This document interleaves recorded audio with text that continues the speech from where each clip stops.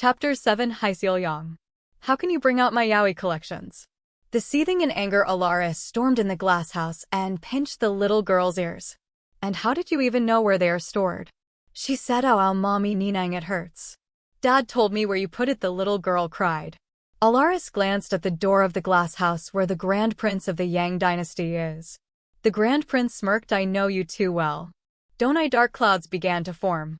Alarice let go of Fury丨's ears, then faced the UA. Hey. Even if it's an unofficial visit, I'm still the Grand Prince of a foreign country.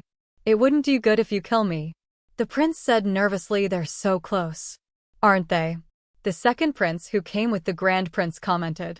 Nicholas felt that tightness and uncomfortable feeling again every time she interacts with other men. Though he always pushed these feelings aside. Of course they're close. Grandma and Grandpa said that they were supposed to get married, but a lot of things happened. But it's okay, after all they have me. As long as I'm here.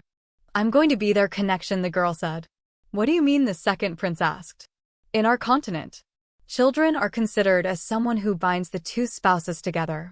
The fruit of their love. Even though mommy Ninang is not the one who birthed me. I don't know my real mother, and she gave me her blood when I was sick, so I became kinda like her first daughter. I even inherit her legacy, she proudly said. Legacy? Nicholas asked. Oh, you don't know that, uncle. That is something that is also precious to us in our continent. The first daughter, especially if she's a royal, will inherit the legacy of the mother. Mother's legacy is the control over water spirits and most of all a white dragon. Wait, a dragon? The second prince asked with sparkling eyes. Yes. It was mommy Ninang's guardian ever since she was born. And because her blood now runs into me. The dragon recognizes me as someone who can inherit mommy's legacy. Look. I call upon the great white dragon guardian who vows to protect me. Come, Giles, she chanted. Then for a while there was silence. Then the little girl looked up, and so was Nicholas and Naveen. There they saw a glorious long white dragon descend. Alarice and Yue stopped their bickers and shocked when they saw the dragon. Giles. What the? Fury丨, you're not supposed to summon him without reason. Alarice scolded her. The Grand Prince, who looks like a mess, is also angry. Giles, go transform into human form. You'll ruin the garden. Alarice said outside the glass house. The dragon obliged and teleported inside the glass house. I greet the royalties of the Fury丨Empire, the white dragon in humanoid form said. The dragon was a dashing man with long white hair and white eyes. See, it's what mommy let me inherit from her liar. You are not her true daughter. Why would she give you her dragon? That ability should belong to our future sister, said the second prince. But you don't have a sister. Fury丨 said. No. Empress mother and father will have one.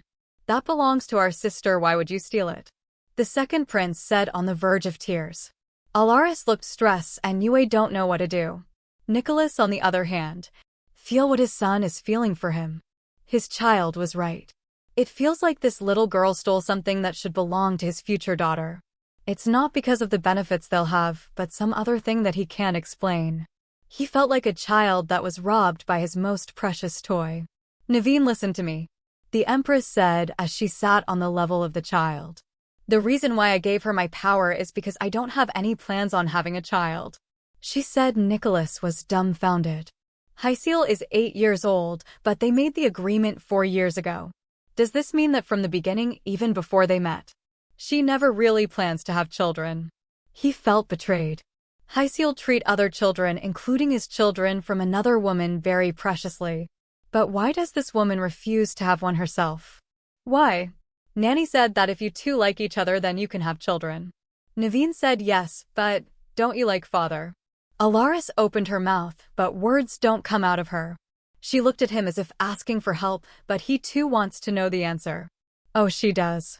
It's just that things are complicated, so she can't have your sister. The Grand Prince intervened. What complicated things? Things that only adults should know, Yue said. Why can't kids know it? Alarice and Yue looked at each other. Questions made by children are indeed one of the toughest exam to answer.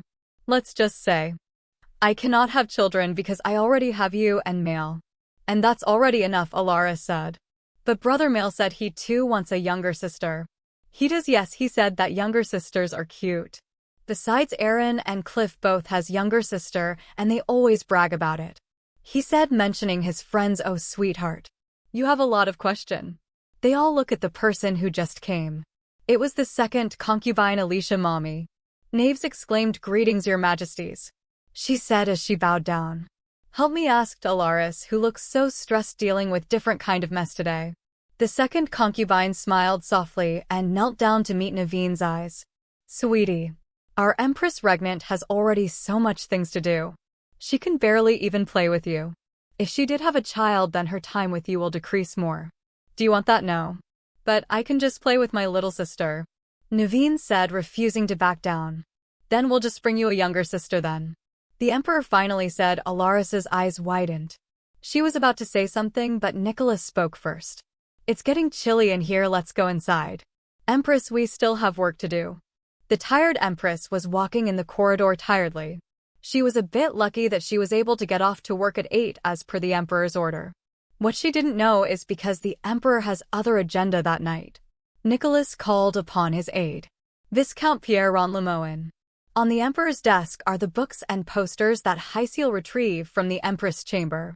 These things are full of indecent stuff.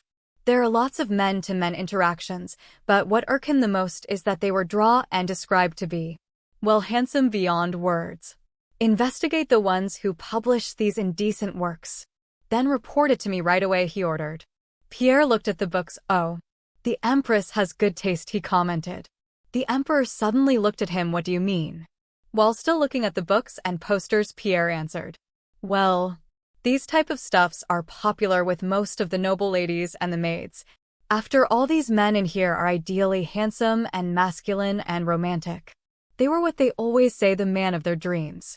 Or most of them even says that despite having billions of people in the world, they fell in love and is obsessed with a man who doesn't even exist. Or women says that these men were better. Hick. The poor aide stopped talking when he noticed that the Emperor's aura was dangerously dark. Burn all the publishers' place. Leave no single trace behind. He said in an angry tone. Affirmative. Pierre said, then dashes off.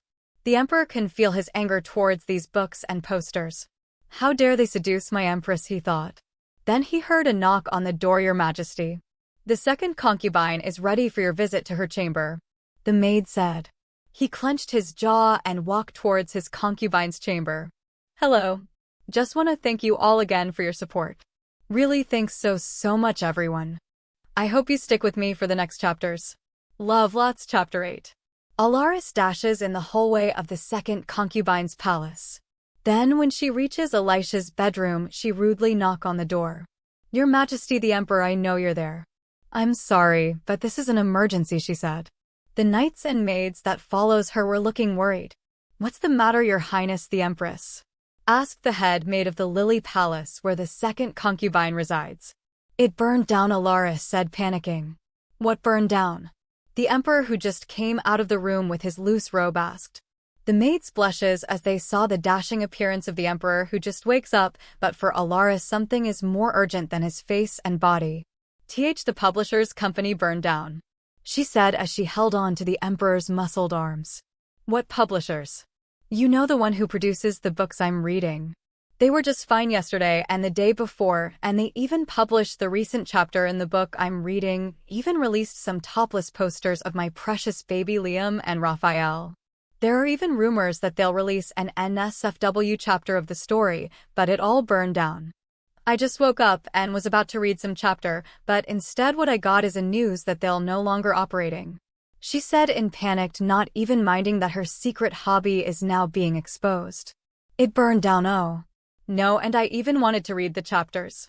Murmured some maids. What should we do? They're like my lifeline, I can't live without them. They're the only reason I found this world beautiful. Right. She said as she turned her head to the maid, who murmured that she too was disappointed with the news. The maids looked at her, not knowing what to think. After all, the woman who was panicking losing her posters of beautiful men was married, touching and standing the most beautiful man in the empire himself. Calm down, ally, let's get out of here first. It's still early and you'll wake up the second concubine at this rate. He said, but what should I do? My only silver lining in this world is my babies. She said, if I may, Your Majesty. I heard that the actor Hans was about to cosplay Parade Liam in the Aluna Street.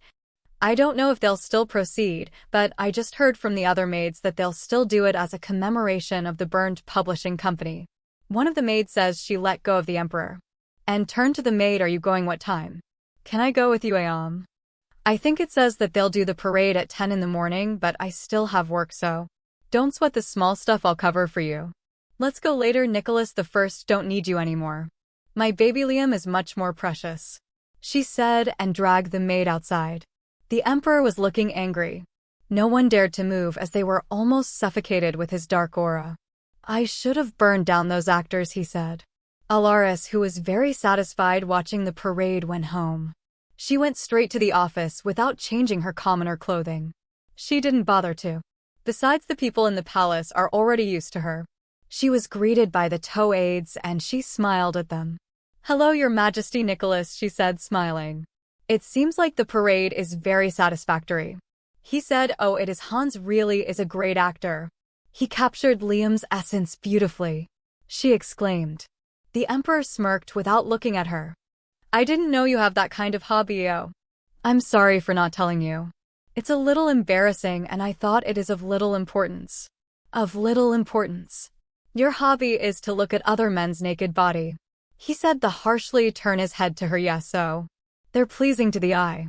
So my body is not enough for you, he hissed. Well, for the record, you're not my type. I prefer men with tan skin and dark hair, so she said. Shrugged her shoulders and proceeded to read the documents in her table. She was busy at her documents that she didn't notice the two aides trembling from fear because they could see the dark expression of the Emperor. Please, let's not burn those actors, Pierre thought to himself.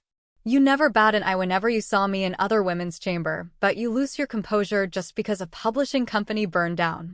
Just how far are you going to slap it in my face that you don't give a DMB about me? He murmured, but the Empress didn't hear it. What? She asked nothing, he said, and smiled bitterly. Your Majesty, the Grand Prince said that he forgot to tell you that your parents were going to attend the festival banquet in 3 days. Caleb, her aide, said, who she said in shocked. Your parents, Your Majesty.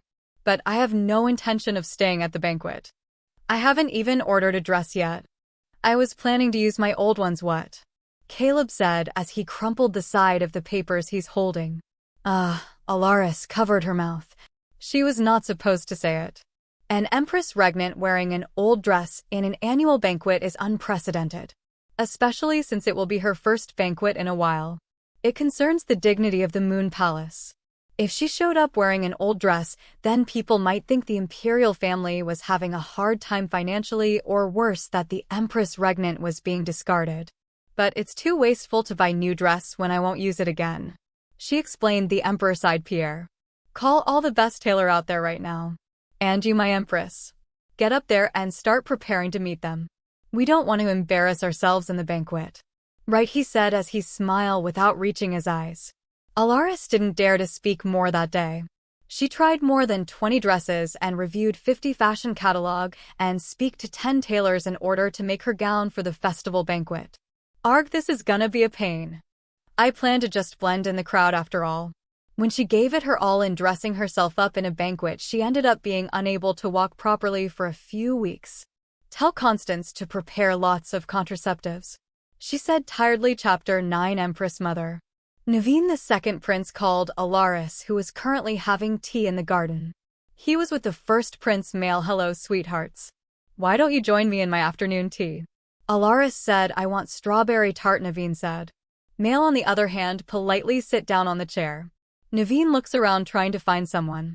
Alarice chuckled. Hyseal was not here. She was with his father to go shopping, she said. Naveen blushes. It's not like I'm looking for her or anything. You're blushing, Naveen teases Male. So what brings you here? Asked Alarice. Nothing. I'm bored, so I want to play, Naveen said. Did you run away from your teacher? Alarice asked. And no, the second prince lied. You know that those lessons are very important. You'll need that to fulfill your obligations as a prince of this empire. Yeah, but I don't like to be an emperor. Brother Male is here. I mean, who would want to sit on the chair all day doing boring paperworks? Naveen complained. Alarice saw how Male flinched and trembled from hearing about the succession. She held his hands on the table. Marl, are you okay? You can always talk to me if you need someone to talk to. Alarice sweetly said, Male smile forcefully. I'm fine. Empress Mother Alarice is worried. She know that Male was being pushed too hard by the Empress consort in his lessons on being a successor, but she can't do anything about it. She doesn't have the power to. It is now that she regretted not sharing the responsibility of educating the successors so she can at least help his load. Naveen was also learning how to be a crown prince, but he was much more spoiled and carefree. Must be because he was spoiled by her and the second concubine. She did tried her best to lessen Male's lesson when she first saw his schedule of 14 hours of study without rest or break by raising her concern to the emperor, but his loads were just lessened to now 12 hours. The Empress consort reasoned out that it was just the right load for a prince that needs to be equipped with lots of knowledge to help the country. Oh, and my mom was busy fixing her dress. Naveen interrupted while eating his cookies. Fixing her dress? Why? Alarice asked. She just knew that Male's mom and father will wear matching dress at the banquet, and now she learns the color of their dress, and she tried match it with them. Honestly, women are so complicated. Except for Empress Mother, of course. He said. Then Alarice pinched her cheeks, which causes Naveen to flinch in the slight pain. As a child. You're not supposed to say the last point. Are we clear? She said while smiling teasingly. They have their circumstances, brother. Male said. Naveen pouted. Your brother's right, Naveen. But Mom and I were supposed to wear matching golden outfits. It stand out the most. But now she's going to wear a blue one sometimes. Alarice was worried if she ever did spoil this little kid too much. He's becoming more and more pouty and sensitive to small things and wants to have his ways all the time. She looked at the mature Male who was sipping his tea. At 12 years old, he now acts like an adult. Unlike the pouty Naveen. Male never complains nor throw tantrums. It's like he was forced to mature early, which Alarice most certainly think he did, and he felt so bad for this child. She was always trying to show Male that she can be depended upon, but it was to no avail. Male never asks for her help. She was even lucky that she got Male to talk to her casually. Male, are you going to the ball with the young lady of Marquis Vyazny? Male looks at her and shake his head no. I plan to go alone. What do you mean alone? I'll just go with you. I'm alone either. Mom will probably enter with father and your mother. Naveen said. I smiled. Why don't you two just be my escort? The two looked at her puzzled. Come on. Don't look at me like that. I also don't have a partner at the ball. Plus my dress happened to be of blue color, so I think it just works. She said actually her gown was also in golden color. The day she was about to choose a dress. Nicholas visits her and said that the color must be gold as it represents the royal family. And now that she did know that the three will wear golden colors, she'll just wear her spare blue dress. It feels like 4 is too much crowd, right? You'll let us escort you? Male asked. Why not? Do you prefer me being escorted by another man? And no, that's not what I mean. It's just we thought you're going to go with father. You two are the closest after all. What? We're not close at all. Male ha ha ha. We're more like boss and employee. You don't want to be with your boss on a celebration. Right? Well, I guess you're right. How about it, Naveen? I asked him. Are you kidding me? Of course I'll go with the two of you. Brother and Empress Mother. It's like a dream come true, he said excitedly. So, brother, what gems are you going to wear on your cufflinks? We should match each other, he continued. Alarice smiled at the sight. At least he was glad that she get to make these two close. That night, it was Alarice's turn to serve the emperor at night. What time are you going to go to the ball? Asked Nicholas after taking a bath. Alarice was lying on the bed exhausted. I'm probably gonna be late for a while. I need to supervise the preparations for a while. She answered tiredly. Just leave it to Madame Constance. Fine. She said as she doesn't have the energy to argue. Nicholas also lay with her. He kissed her forehead and fixed her blanket. Oh, and I changed my dress in case you need to know.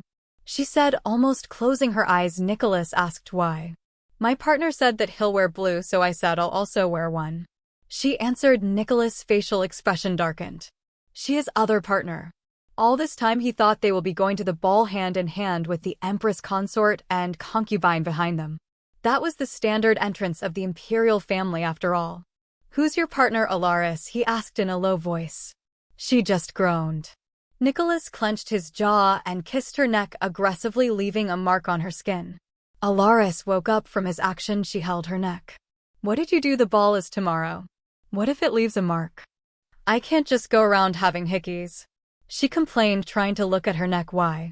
Are you ashamed to show your partner that we made love before the ball? Of course it's embarrassing. Well, it's embarrassing if his sons were to see their father's mark in her. But Nicholas didn't know it were his sons who will escort her to the ball. Alarice, on the other hand, thought she answered his question as who is her partner. Nicholas cupped her face and kisses her aggressively. MPH. Alarice was surprised, but his body is now also in heat at the roughness of Nicholas, so she just wrapped her arms around his neck, not giving a DMN on tomorrow. Chapter 10. That day was a very busy day. Alarice, who woke up at 12 NN, was still exhausted from last night. The entire time the maids are getting her ready with countless of baths, she was half asleep. These were the times that being rich and in power was very convenient. But there was a bigger problem. Your Majesty. I think we need to put a lot of powder on your chest. Check and shoulders. The maid Ariel said while blushing. The half-asleep Alarice looked in the mirror and blushed too. Both in annoyance and embarrassment. That idiot. I told him not to mark too many, she exclaimed. Her neck, chest and shoulders are full of red bite marks and kiss marks. She groaned. The dress that she'll wear was off shoulders. She'll have a hard time going back and forth to the powder room to put powder on the parts that have marks. I'm sorry, Ariel, can you do something about this? Like, the powder should have a long-lasting effect. I probably does not have much time to retouch MHHH. I'm going to try, Your Majesty, but we're not really sure. Ariel said. Why don't you just go to the ball like that? Empress Consort Kashana and concubine Alicia were always proud to announce that they slept with the Emperor. The other maid said, Are you kidding me? I'll die of embarrassment now, please do something, she said. The two of them began to put some thick powder on her shoulders. Arg, this is so embarrassing. Why did I ride on with his lust? With all these preparation. Alarice feels so tired already. There were even times when the head maid Madame Constance asked her about some minor problems in the ball preparations. Her hair and makeup took almost 4 hours to complete. After she was dressed, the maid looked very satisfied and happy, as if looking at a masterpiece. They tied her hair up in a messy bun with some loose curly hair. They put some small elegant hair ornaments in there. Her neck was adorned in blue diamond necklace paired with small dangling blue diamond earrings. Her dress was an off-shouldered blue ball gown. The top of the gown has floral patterns to it, while the base is a layer of dark and light shade of blue with floral patterns on its hem. You look really dazzling, Empress, they exclaimed. She just laughed it off. Where's the kids? She asked. Oh, they were waiting since earlier, Your Majesty. Why didn't they just come in here? They said it is ungentlemanly to go into a ladies' changing room. The maids chuckled. It seems those two are starting to grow up. She expected that much from Mark, but it seems like Naveen was also imitating him. Let's now go, we're already late. Did the Emperor made their entrance? Yes, Your Majesty. Just a while ago, they already entered the banquet. They're now about to start the program. That means we're late, and I'm the reason. Up until now, Alarice was always late in most of her appointment, especially if she doesn't really want to attend. She just shrugged and went downstairs to the waiting princes. When he saw the two princes, she was really astonished. Their father's genes did not go to waste. The both of them were really beautiful. Male with his curly sky blue hair that was neatly pushed back like his father at work was paired with dark-colored blue clothing, and Naveen with his fluffy straight dark blue hair that was pushed back on one side was with a light blue coat. They were both wearing a dark-colored robe hanging on their shoulders. You guys look so handsome, she praised them. The two didn't say a word and just stared at her. She felt a bit embarrassed, Your Majesties. Shall we now go? Madame Constance, who just arrived, said. It seems like we're really very late. Sure, let's go. You look great, Your Majesty, Constance said. Oh, thank you. On the banquet hall. People are gossiping, have you heard? The Empress Regnant will attend this banquet. What? It's been a while since she properly did. The last time she attended was for the signature of the Emperor, and she looked hideous with his clothing and looks. Maybe that's why she never had a child. The Emperor must be repulsed at her face. I heard she has a lot of spots on her face. I also heard she has a big nose and is chubby. Oh my.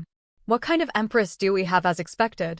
We're still fortunate that we have our Empress Consort, who is sweet. Lovely and very pretty, yes, as expected. Even though she is already a child, she's still considered as the flower of the high society. Her parents, the king and queen of Lossless, were also attending. Right, I'm quite curious to see how hideous they are. The delegates from the Lossless: Queen Isolde Gabrielle de Ars, King Augustin Ricardo de Ys, Prince Jacob Nathaniel de Ars, and Prince Alejandro Rodrigo de Ars will make their entrance. They stopped talking the moment they heard the night talk. The hall came to a halt.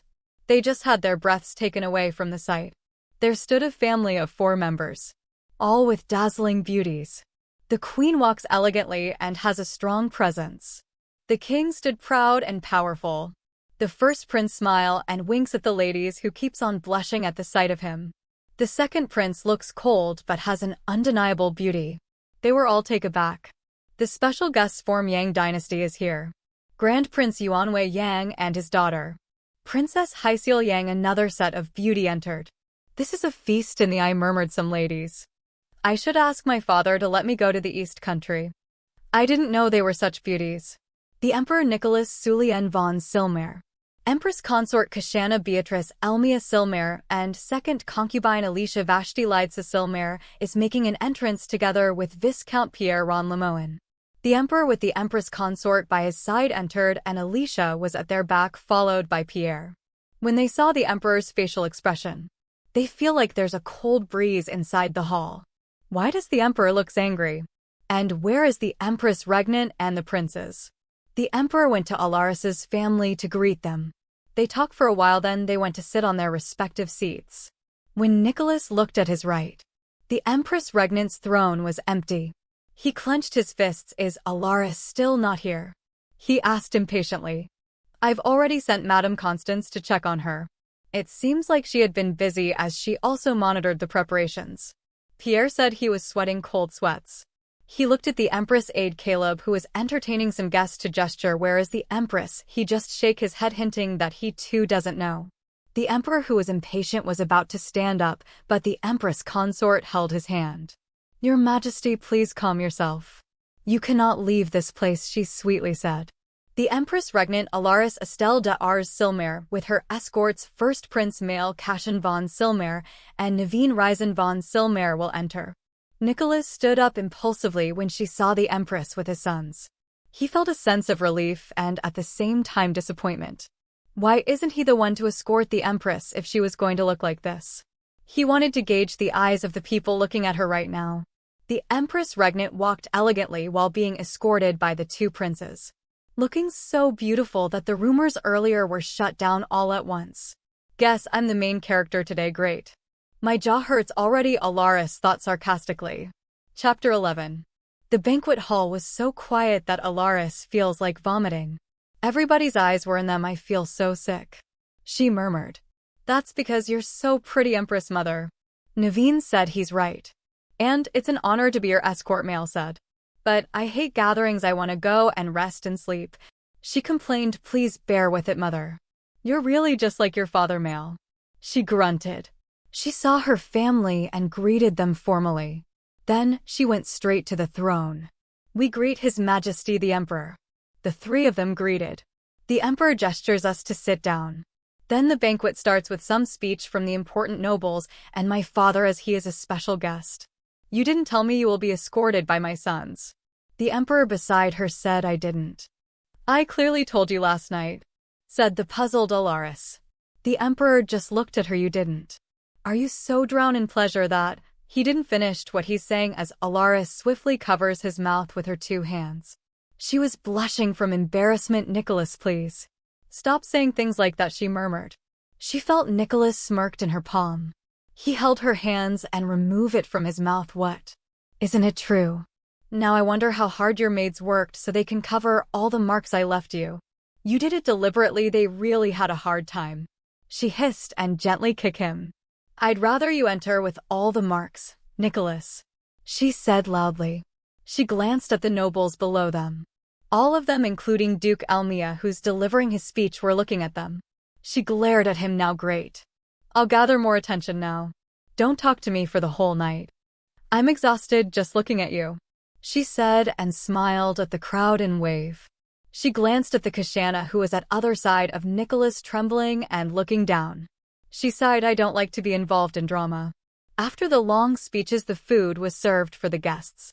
Most of them were Eastern dishes. What's this? Naveen asks while showing the chopsticks. Oh, that's chopsticks. It's been a while since I've used one. She said, then get one to use. How do I use this? Naveen asked. Alarice showed how to use it, but Naveen had a hard time. Makes sense, chopsticks are a bit hard to use. She just used hers and feed Naveen herself. Mail looks like after many tries got used to eating with one. Your Majesty, please eat your meal also. I'll take care of my son, concubine Alicia said. Are you sure you haven't finished your meal yet? I can feed him first, then, after you finished your meal I'll eat.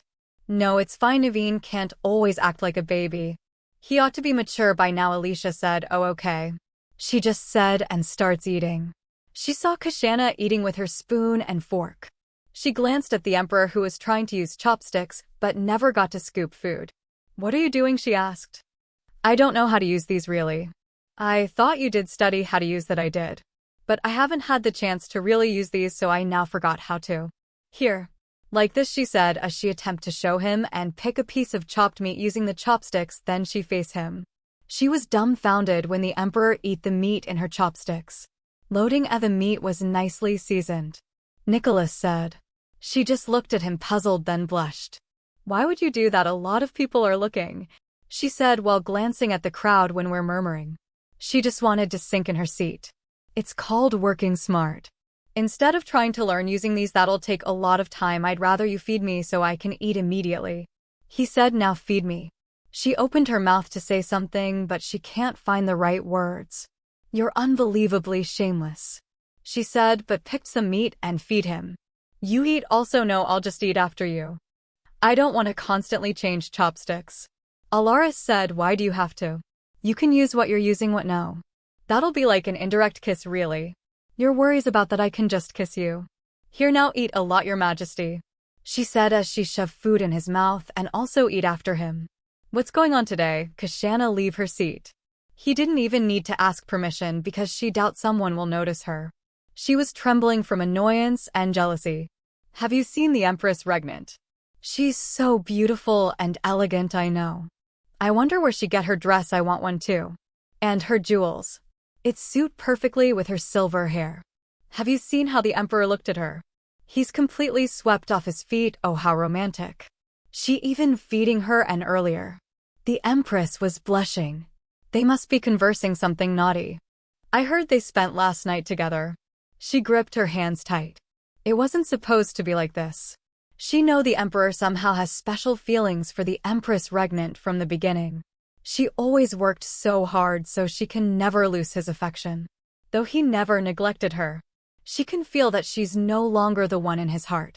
And today was the first time he showed it publicly. She felt humiliated, but most of all scared. What will her father tell him? What will she do if she became pregnant? What if the reason why His Majesty never named an heir despite having two princes is because he was waiting for his child with the Empress Regnant? Here she thought that the second concubine is the only one she should be wary of.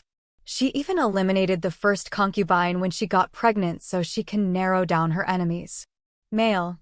Her child was becoming awfully close with the Empress Regnant that she's losing her grip in him. He started disobeying him and even expresses his disinterest in the crown. Her first child was now becoming useless to her. She thought everything will be fine when she gave birth to a son. What's happening now? Everything's a mess. After all she had done to get out of the clutch of her abusive and gain this position. Will she lose it all? Hello. I had some time after having my late lunch, so I decided to upload a chapter. Enjoy reading, and oh. I did change the cover, but I feel like it looks bad, but oh well, haha. I'll just change it again if I have time. What do you think? Chapter 12. After the embarrassing dinner. At least for Alarice, they all dispersed to talk about business with other nobles. Alarice went to her parents' table. Mom, Dad. How are you? It's been a while. We're doing good, sweetie. How about you? Her mother asked, didn't you see those two earlier? It's actually quite disgusting. I almost lost my appetite, his brother said. Shut up, brother Jacob. You're just jealous, 'cause you'll never be able to experience that. Oh, I don't mind not experiencing that. I'm too busy playing with girls, he smirked. Human trash, stop it, both of you, sweetie. The other ladies are waiting for you. Why don't you go talk to them? We'll just arrange tea time with you for the next day. Her mother said, argue, no, I hate doing this. She grunted, well, you are now the empress of an empire, you ought to do these things. Her father said, okay, fine, she said. They kissed her parents and second brother goodbye. Her brothers were twins. Although they came from the same womb and nurtured at the same time, the both of them has completely different personality. Her first brother Jacob was a playboy and a troublemaker. He's a genius swordsman but is nonchalant about work. His only interest is on weapons and playing with women. On the other hand, her second brother Alejandro was closer to her. He was quiet and loves reading books. He also hates socializing just like her. He only loved reading books. Since they were kids, he expressed his interest in becoming a farmer. None of them wanted the throne. Although they were all capable, they don't want work. Too much work. This is also the reason why Alarice chooses to be married to another kingdom rather than take the throne. Though, what she didn't realize is she will still be bombarded with lots of work. She sighed. The banquet hall is full of glittering lights and sparkling jewels. The ladies were all adorned with their best dresses and smiles. If I know they were just talking about dirty things behind their fans. She saw two ladies coming to her beaming. One with red hair and the other with purple hair. Ally, it's been a while, said the red-haired lady. Even though she rarely attends social events, she managed to make some connections due to her hard work. The red-haired lady with brown eyes is the younger sister of the emperor's aide Pierre, Olivia Eleanor Lomoen. She became friends when she met her at the private dinner birthday celebration of Pierre, which they were invited. Ally, why didn't you answer my last letter? The one with the purple hair complained, I'm sorry. I've been busy for the last few weeks. I barely even got to take a bath, let alone sleep, she said, feeling haggard. The emperor is too much. She made you work day and night. Just look at the marks on your shoulder. The purple-haired lady with green eyes was the daughter of the Southern Duke, Adeline Liliana Castidras. Her family has been one of the powerful ones after the royal family. They contributed in lots of wars and now pledge their undying loyalty to the emperor. They met when she visited one of the orphanages she was planning to sponsor. It turns out that Adeline was also eyeing for the orphanage to be sponsored. My shoulder. She said, looked at her right shoulder. She get flustered when she noticed that the mark became slightly visible. Arg, this is a pain, she complained. The both of them chuckled and ordered their maids to fix it quickly. I'm sorry, I'm a bit of a mess today. Are you kidding me? You look so beautiful. We always know you're a beauty, but today you literally shines. You were the talk of every ladies in here. We were questioned a lot earlier about you because they know we were close. Adeline said, plus that public display of affection you and the emperor did earlier. You will become the talk of town for the following months.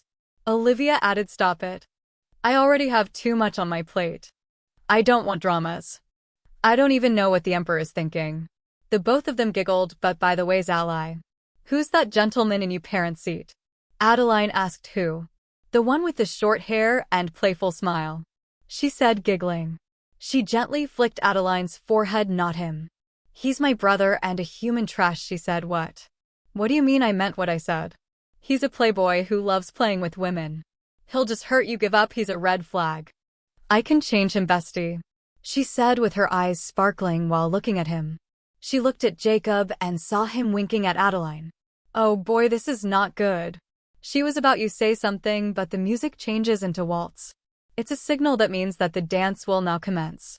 When Alarice saw Jacob stand up looking at their direction, she immediately grabbed Adeline, who was still on cloud 9, but Jacob's feet was faster.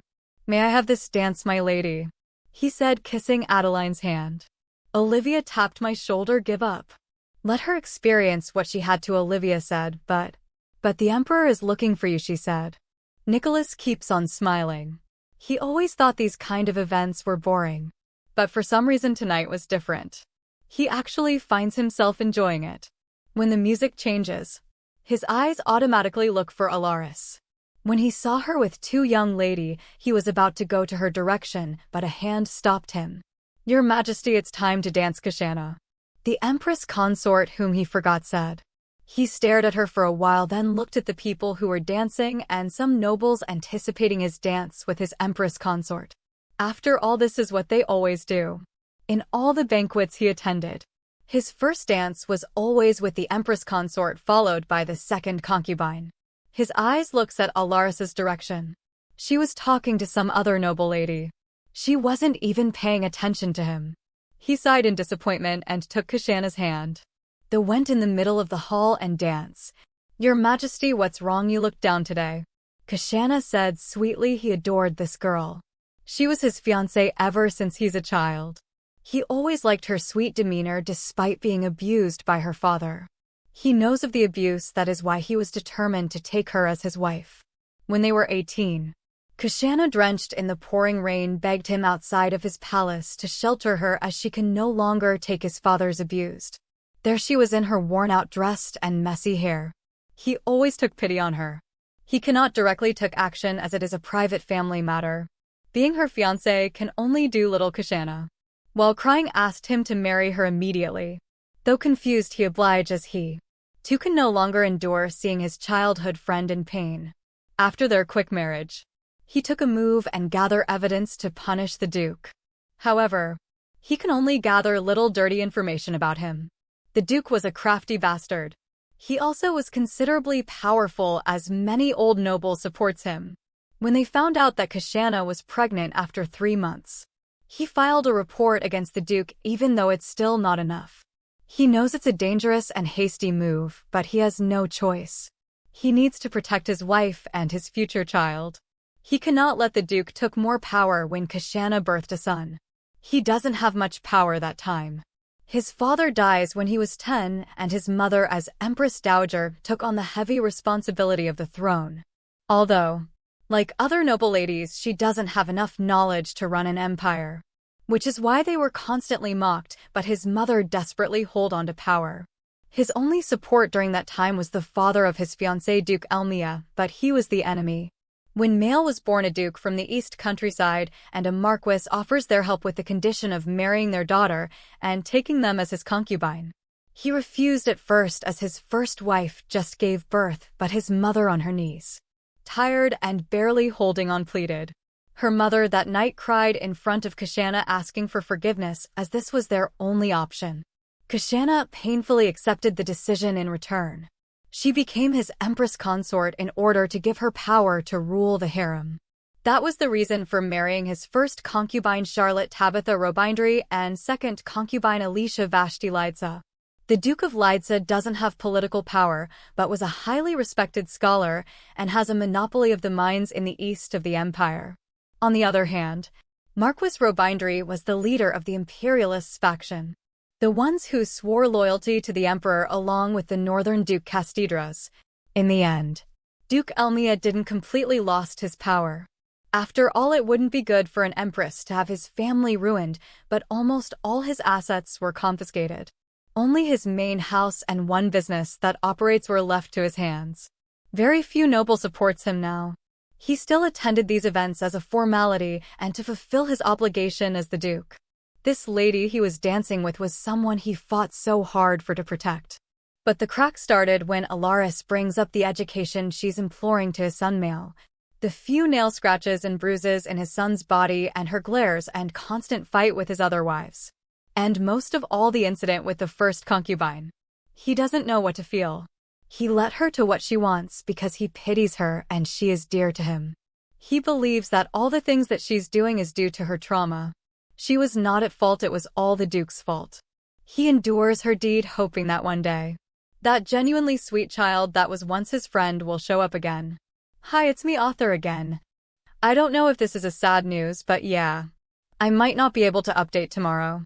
My schoolworks are now piling up so much, so I need to do them.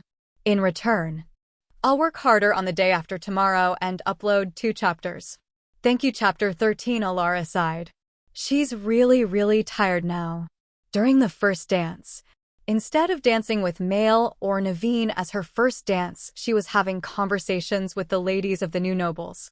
I want to rest after this. I'm gonna file a 1-month vacation. When the ladies all dispersed to dance with their partners, she thought she'll have time to rest, but Mael and Naveen approached her. Male lent his hand asking for dance. Give this Empress mother of you a time to rest. Children, she pleaded, I'm sorry, Empress mother. But we need to dance. It's the second dance now, and if we don't, we'll be criticized. Male said while smiling. She looked at the bright, dazzling dance floor of the ball. Everyone was so lively. It seems like she's the only one tired. My social battery is almost zero as I thought. I can no longer hold on to this, I need divorce. She sighed and took Male's hand on the dance floor. Male tried to ease her tiredness by making her laugh all the way through. Is he really his child? His son's way better than him. Then he danced with Naveen. She did enjoy the dance that she forgot her fatigue. She was about to seat, but a gentleman with black hair and red eyes like rubies approached her. He was dazzling who? She felt that the banquet hall's atmosphere changes. All the nobles' attention was with them. What? Am I missing something? I looked at Adeline, who was at the back of this gentleman. She was restless. I heard your brother was making a pass with my sister. His deep, clear voice said, huh? She was so overwhelmed by his appearance and voice that she spout out things like a fool. He was giving my sister a lot of wine. Is he trying to make her drunk? Alarice's jaw almost clenched. Her stupid brother. He seriously did that, yes. So if you are hiding him, can you, brother, stop? I told you it's not like that. Adeline, who jumped out of her brother to stop him. You're in the middle of the dance floor. You're embarrassing, ally. A lot of people are looking, Adeline murmured. Is that so? Yes, brother, so please, Adeline almost begged. Alarice was somewhat relieved, but then the guy suddenly lent his hand for a dance. Please have a dance with me. Your Majesty the Empress, wow. He's so rude, so I thought he doesn't recognize me. Turns out he does. What a waste of his face and voice. Alarice has a mixed feelings. She don't want to accept the dance, but this guy's looks like someone who won't stop until he gets what he wants. I'll extend my vacation for 2 months, she said, then held the guy's hand. They start dancing in the middle. He can feel the gazes of the people around them. Please tell His Majesty that I only ask you to dance because I need information about your brother. He suddenly said, what do you mean? His piercing gaze almost dug a hole through my head.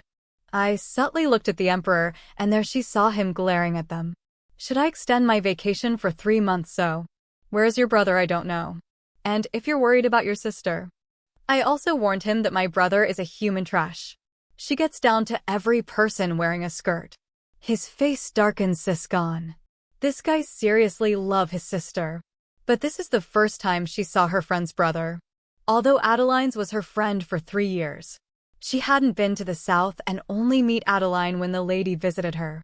Who are you again? She asked rudely, but who cares? This guy is also rude. Vincent Rieux Castidras. He casually said, wait. Isn't he the second mill of this novel? It's been a while since the novel finished without much happening because I prevented almost every scenario in the novel as it will harm a lot of people. This second ML was destined to sacrifice his life when a plague broke out and fought with the witch who held the only cure just to save Kashana, the female lead. But because she prevented the plague by secretly healing the first patient, it didn't happen. And now after 3 years, this guy is still alive, treating her rudely. Yes. I'll take this as your thanks. Alarice thought sarcastically. Lord Castidras. I know that you love your sister and will do anything for her, but just to remind you that she's now an adult. She can make decisions on her own, so stop meddling too much in her business, she said. He was about to say something, but the music suddenly stopped. A strong hand grabbed her from the young duke. She looked up to see the seething in anger Nicholas. Hey, that's so rude, she said. The Emperor, for some reason, suddenly kissed her in front of everybody.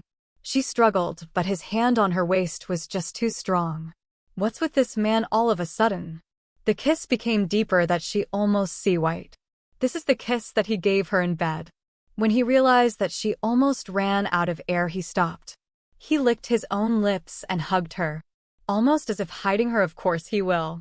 Her face probably is a mess right now. He then carried her, leaving the astonished people on the banquet hall. She let him be as his legs gave out both from the kiss and the embarrassment. I'll really need a vacation. When they arrived at his room, he gently lay her in bed. What's wrong with you? She hissed. He looked at her with his gleaming blue eyes. She stepped back a little. He looks like a dangerous beast right now. It would not be a good idea to provoke him. Why did he ask you to dance? He asked almost calmly nothing. He just asked about my brother, she answered. The emperor, not convinced, just stared at her. That's the truth. My brother is making a pass on Adeline, that's why he's asking where is he. She insisted. He slowly removed some of his clothes. Come on, what's your problem? You danced with other women, she argued. He almost slammed his hands on both of her side. You're my wife, you're supposed to dance with only me. He said, and I told you that it's not what you think. She said, started to get annoyed. You never even care if I dance with other women. But I almost punched that bastard for touching you.